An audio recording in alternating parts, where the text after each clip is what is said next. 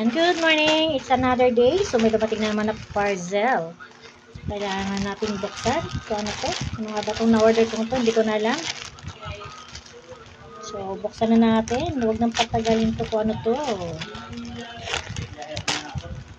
So, kala ko babagot tayo ng ano.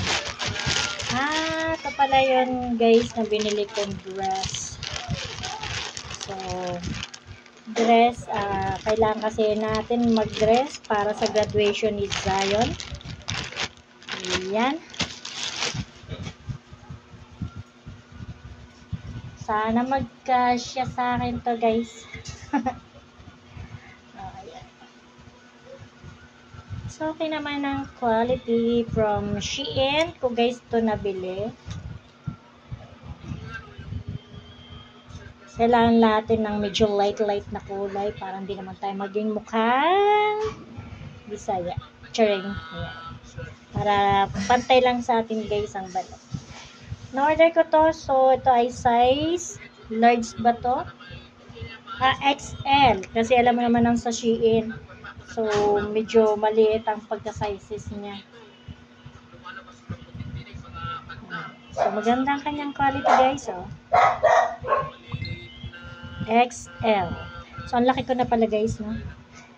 Ayan. So, may magagamit na tayo sa graduation ni Zion Timothy. Ayan. Thanks for watching guys. Sana magkasya to sa akin.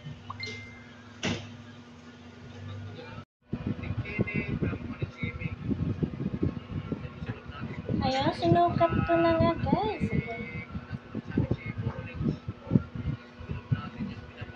Diba? So, naka-short pa lang, wala pa akong padding dyan.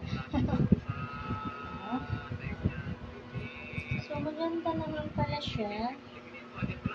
Wala, medyo may kainitan kasi naka-sweatshirt. Pero okay lang yan kasi naka-aircon lang tayo doon sa binyo. So, malaki pa ang tam natin. Kailangan itong paliitin. Sakto lang guys pala.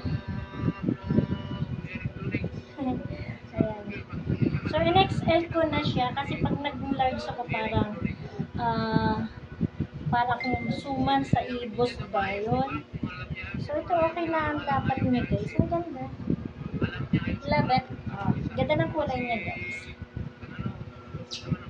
So, pa-off shoulder ang kabilang side. Ayan, ang galing. Ang ganda na aking na-order. So, aking tummy lang ang super laki guys. Ayan.